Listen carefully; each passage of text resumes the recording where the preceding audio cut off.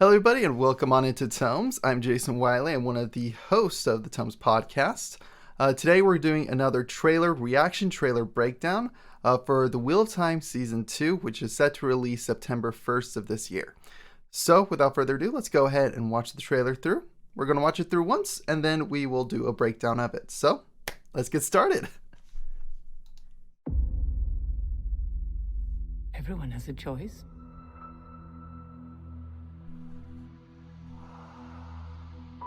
And every choice has a consequence. I'm bigger than my body. We didn't defeat the Dark One.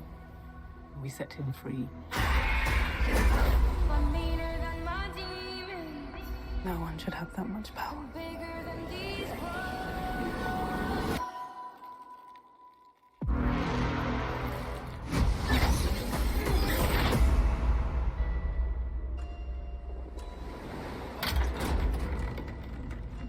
Together we face the impossible. But now in our separate corners of the world. I'm bigger than my body. Protecting Rand, guiding him, that is the only thing that matters. You can't control him. You know you have something inside you. Something that calls for blood. I want to know how to control it. The last battle's coming. The whole world will be ours. And all the kids cried out, please stop. I can't help this awful energy. If our friends are in trouble, why would I ever stay here? You have no conception of the power they wield. You can't do this by yourself.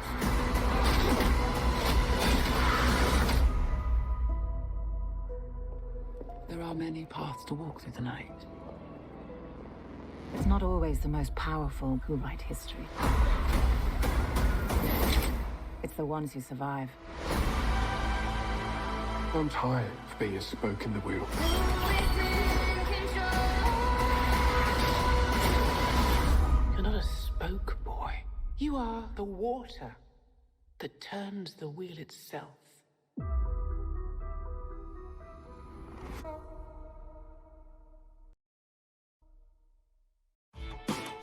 Okay. So let's start from the beginning here. Okay, so let's see here.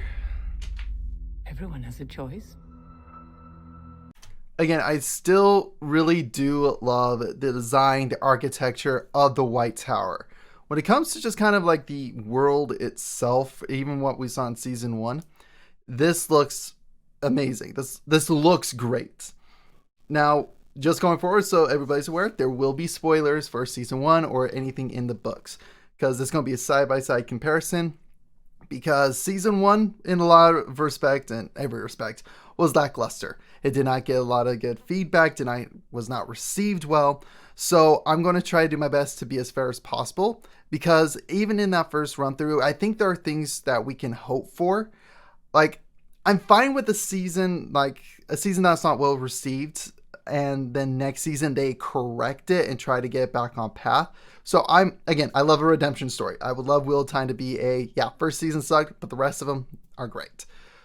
But I do have some questions and some opinions, and comparatively, that I'm going to make as we go throughout this trailer. So there, spoilers ahead, so everybody's warned. Okay.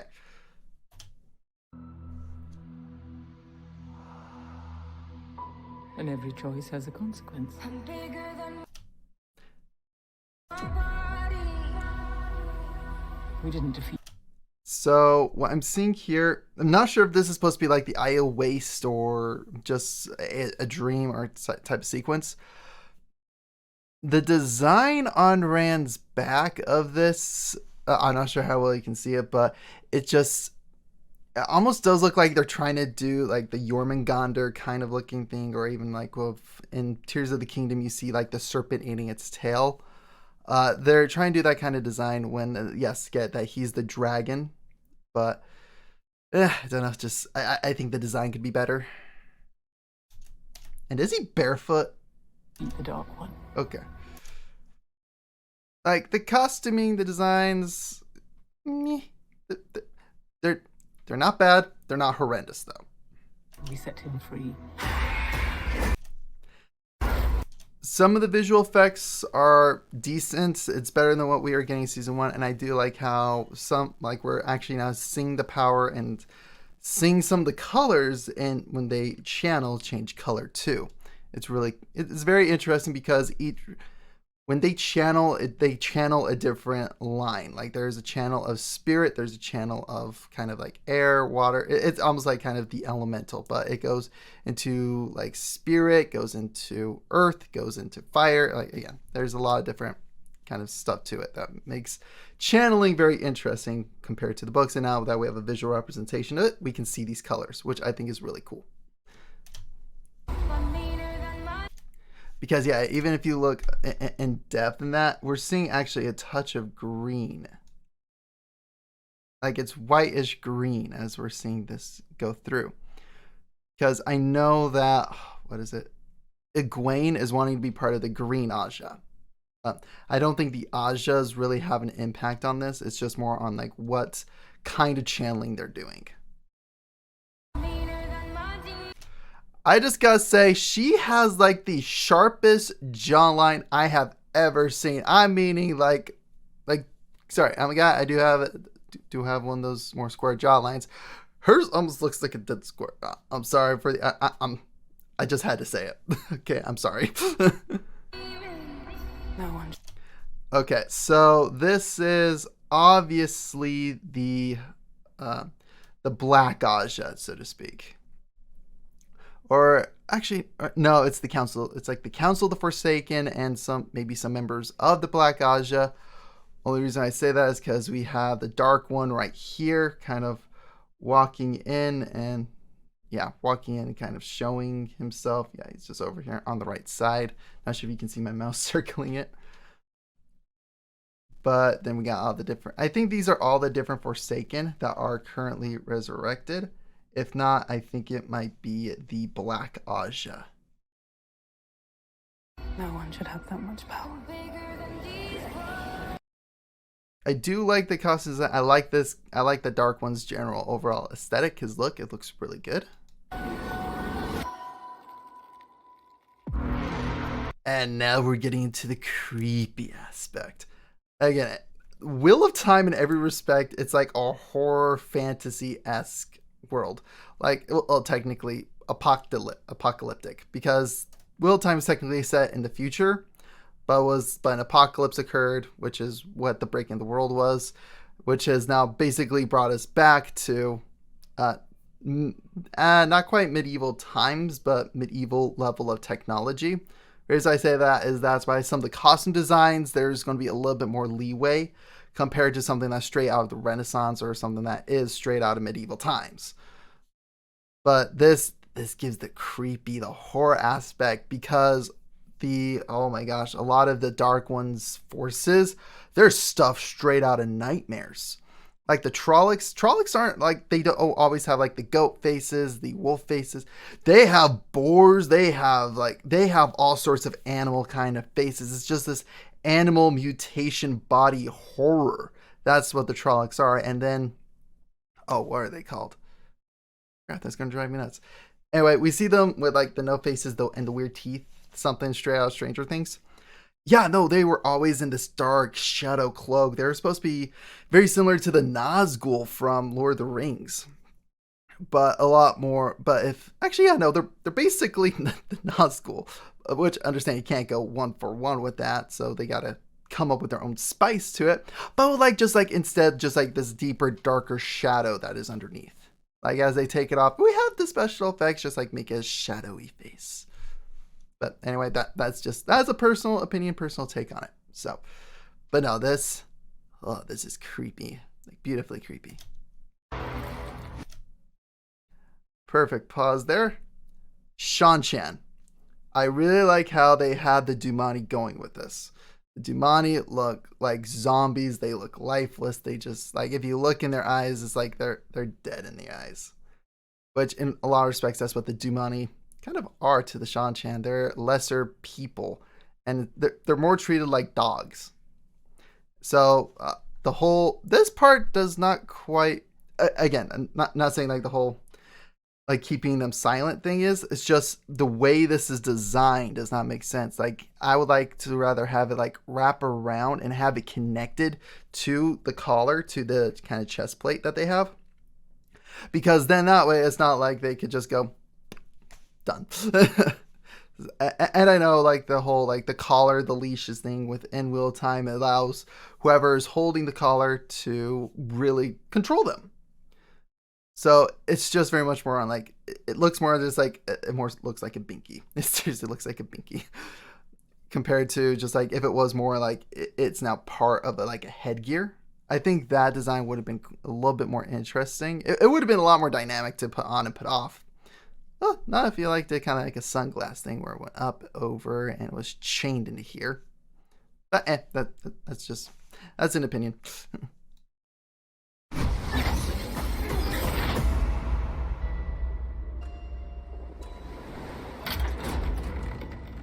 Alright. Okay, Nynaeve and the Acceptance. Honestly, I was hoping the arch would be bigger.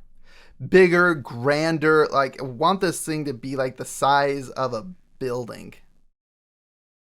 Like, I wanted it to be ginormous. Together we face the... Which, yeah, like, seriously, what's with all these, like, small burrows? Like, they're in the White Tower here. Like, this is inside that big, giant tower. Why the heck are we getting these small rooms? These small rooms should be a lot bigger and just more grandiose, especially for an acceptance ceremony. Yeah, come on, like let's go bigger, let's go grander. impossible. But now in separate corners of the world. Okay, so Lanfear, we have to address this. I think they did good. I think the casting for this is good. Like, she looks good. She, like, again, objectively, she looks awesome. Like, she looks like, in my mind's how Lanfear kind of should look. And I know people are like, oh, she's supposed to be the most beautiful woman in the entire world. Beauty is subjective, guys. And plus, Lanfear shapeshifts. She can change faces. She changes her presentation all the time. And that's how she gets close to Rand. Is because at first she appears off as this helpless girl that he comes and saves. So I don't get why everybody's just like, oh, she's not the most beautiful woman. Who the heck are you going to get? It's just, that's where beauty is subjective. Like, she does not look bad. She is not ugly. She's nothing like that. In fact, I think she is very beautiful. Only person that's more beautiful than this is my wife. But that's also subjective because my wife is just absolutely amazing. But Lanfear for this looks great. Works for the part. And I don't like how Rand is like shaved. And we'll dive into it in a little bit because I saw one moment where we can dive into it. Okay, I just gotta say this. It looks like Rand is walking down the corridor of a hospital wing. Like, if you look at some of those like World War II movies, and this is like the medic hallway. It looks exactly like it. The white, the architecture. Like, even I think the lamp there just, yeah. This looks like a hospital, not the White Tower. But I do love the acting with Rand. Rand is owning that I'm a boss kind of look. Again, book, he has to be whiny, he has to be like, because again, they're all kids. And I think that is the one thing I really didn't like with season 1 is the fact they made them more young adults instead of young teenagers. Because when they go out and all this, all of them are virgins. I'm just saying, they're all virgins, including Nynaeve. Everybody's a virgin. And yet, first episode, they're all like, Rand is sleeping with Egwene. That is one thing that never happened in the book. They've always alluded that, oh, Rand and Egwene did have a thing for each other when they were growing up in the Two Rivers, but they never explored it. They always, then that relationship turns into like, you know what? I view you more like a brother or a sister. And I liked that dynamic better than they're going to become exes. Like it's I feel like it's a weak choice in that regard. But anyway, Protecting Rand, guiding him, that is the only thing that matters. You can't control him. I do like how you can see a little bit of the taint in this. Like it is not this pure gold, it's gold and black. Like I really do kind of like that design, that idea. You know you have something Elias Matura, guy who kind of teaches Perrin the ways of the wolf. inside you. I want the eyes to look more wolfish instead of just gold. But you know what? That's a creative decision. A lot of these creative decisions, I'm just like, okay, you know what? It's up to whoever the creator is, the artist in this regard. It is their take on it. It is their visual representation of it. So a lot of these, I'm like, okay, I'm not the biggest fan of this take, but it's still their take. Okay, I just gotta say this because this is the one thing I'm actually getting excited about. I'm excited for this because I feel like this was a pivotal point in the books for Egwene's character. Her becoming a Dumani. I really like this. I'm excited that again, this is where I'm saying it's just like, we'll time the series. It's either a hit or a miss. And I'm talking like when it hits, it's pretty dang close to the bullseye. But when it's a miss, it is off into like 2 miles down the road in the opposite direction. It's hit or miss. There's no middle ground. And I feel like with season 2, we might be shifting a little bit closer to that middle ground. But again, this is a trailer. We're only going to be shown the best parts of it. So this is where I have parts where I'm like, okay, I'm a little bit hopeful. But other parts, I'm just like, crap. But so far from this trailer, I'm overall okay. I'm excited to see where they're going. Maybe not the best storytelling, maybe not the best execution, but they at least have it. Something that calls for blood. And then we got Matt. I know Matt was recasted, so I'm just going to go with the character. It looks very interesting, and hopefully this is where Matt is getting separated from the dagger. If not, I believe that should be happening next season. Or at least I think the initial separation has happened. The recovery is in the next book. I want to know. I do love how we have Lanfear in the background right here. Just behind Rand, almost whispering to him. So again, this is a good hit. Like there are things where again, when it hits, it hits. So I like this, where it's very much the seductress whispering into Rand's ear. How to control it. I still love that little insane twitch from Logain, because at this point Logain has been stilled. Now, I don't believe these two met in the books until near the end, where Rand no. Was it? No, it was the second dragon. So throughout the books, any man who can channel believes they are the dragon reborn. So a lot of the times, that's what the Red Aj's job is to do, is find men who can channel and bring them to the White Tower to get them cut off and stilled. Logain is one of these guys because he was actually able to start a revolution. Then he got captured and everything with it. Logain, I believe, is actually the one you want to have on your team when crap hits the fan. Rand finds another guy claiming to be the dragon, and he has him kind of lead his Black Tower. So these two never really met until after the Black Tower has been established. So again, sorry, spoiler. Again, I precursored this. This was going to be heavy spoilers, so that's just the breakdown here. So let's continue. The last battle's coming. The Shan armor looks great. Overall set, meh. But the Shan armor, they look fantastic. The Shan look intimidating. Looks good.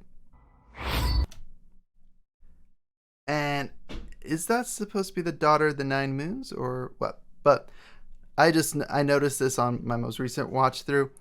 Yeah, we have the dark one right here to the right, to her left side. So not sure again if this is the daughter of the Nine Moons or if this is a different leader of the Blood. I'm not sure because again the nails. Usually the nails in the book tell you their rank.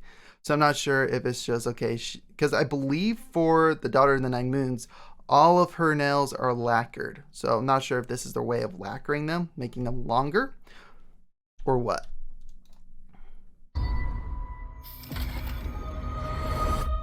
The whole world will be ours. Actually, okay, I'm thinking back now. No, it's not the daughter of the Nine Moons. Because daughter of the Nine Moons, skin color is this dark. she is very dark and she looks more childlike. So no, that woman on the throne is not the daughter of the Nine Moons. She might be somebody else of high importance, so she is of the Blood, but not direct. Not the daughter of the Nine Moons, not the ruler, not the Empress. But yeah, interesting headpiece, I just have to say. But Shan are weird and different. That's what makes them scary. But yeah, they're very zealotous.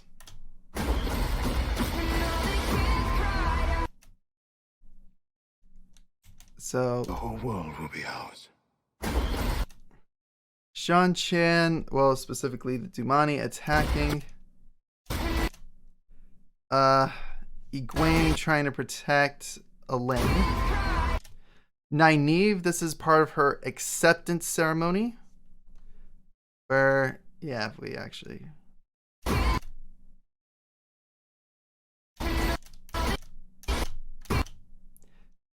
Oh, yeah, these are some Trollocs right here. Not CGI the best, but you know, for this 1 second screenshot, it works. And Nynaeve explodes because of her rage. Okay, these are the Children of the Light.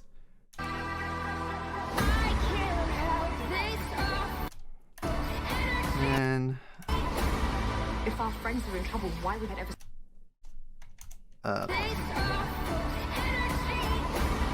If our friends are in okay, so yeah, this is Nynaeve's acceptance ceremony. trouble, why would that ever stay here?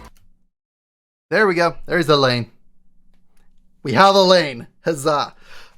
But now do we get to see Gawain and Galad? You have no conception of the power they wield. You can't do this by yourself. Avienda. Actually, there was one subtle detail that I absolutely loved in this.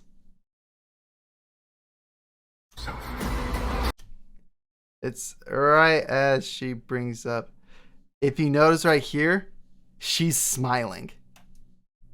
That is very much an Aiel thing. Now, when I first saw some of the, basically the character show on Twitter for like, oh, this is this character, I wasn't really a big fan of the dreadlocks going into it. But now seeing kind of the fight, seeing a lot of these things, I've come around to it. I don't mind it. But I love the smile. Because in the books, part of the reason why the Aiel hide their face is there is a smile underneath. Which is unsettling. So I love how they have that detail of just like, when the mask comes up, that's when you're dead. And I love how they have this... And it's very interesting to me that, again, she's with Perrin right now, which in one respect, it does make sense. Because it's not till book 3 that the Aiel make contact with Rand. So I like how they are probably going to be using this to foreshadow, oh, the Aiel are coming. The Aiel are coming.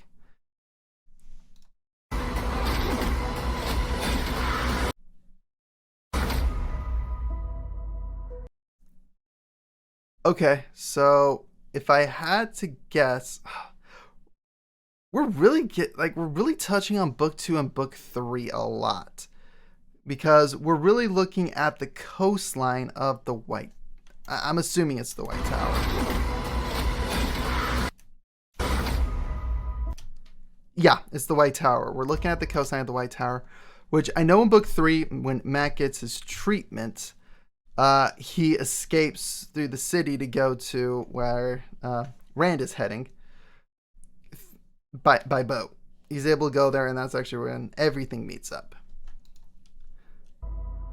So, There are many paths to walk through the night. okay, never mind. It was probably just foreshadowing this part. Where this is very much Black Aja. It's not always the most powerful who write history.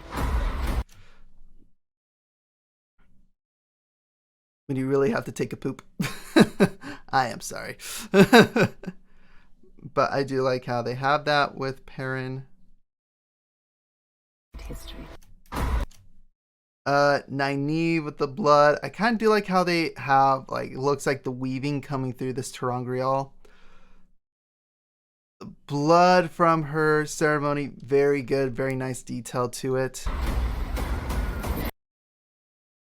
And of course we gotta have the guy shirtless and ripped. But yeah, love seeing Egwene. Okay. This is gonna sound bad. I love seeing the suffering in Egwene. Not because I don't like the character, but because it does her character development, which is what this entire thing is supposed to represent. It's the ones who survive. Again, I'm not the biggest fan of this look. Plus, it's hot. They're in the desert. At least we're assuming they're in the desert. And it's hot as crap. I'm in Arizona. If you're along anything, you're dead. You're dying. You're dehydrated. I'm tired of being Again, the Shan Chan soldiers, really cool. spoke in the wheel.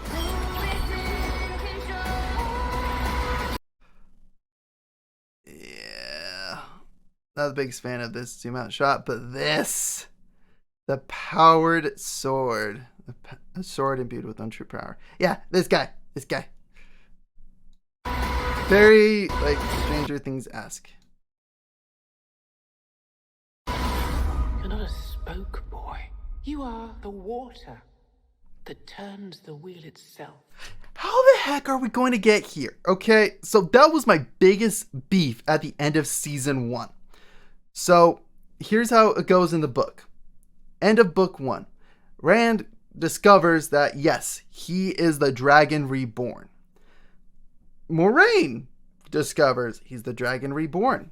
So they all go back to the tower they were staying at the night before to have a party with the guard. The guard, like, they're having a good time with the guards because they're waiting for the Aes Sedai to show up to this tower. Once they show up to the tower, that's when Rand goes and has this conversation with the Armelin seat. In the end of the show, Rand is already leaving. Rand is going off on his own. So how the heck are we going to get from there to here? I'm happy this conversation is happening. Just the writers did not know what they were doing at the end season 1. So I feel like this is them correcting it. So I need to know how this happens. I need to know how they get to this conversation.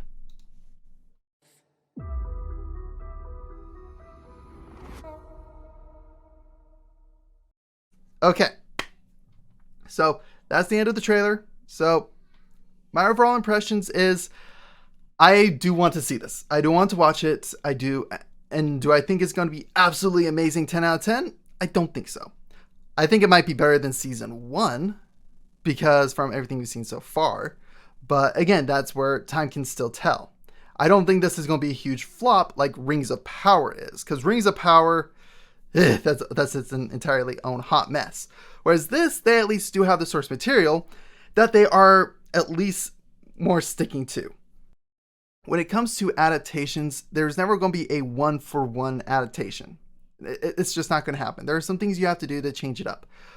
But sometimes that adaptation can be very accurate.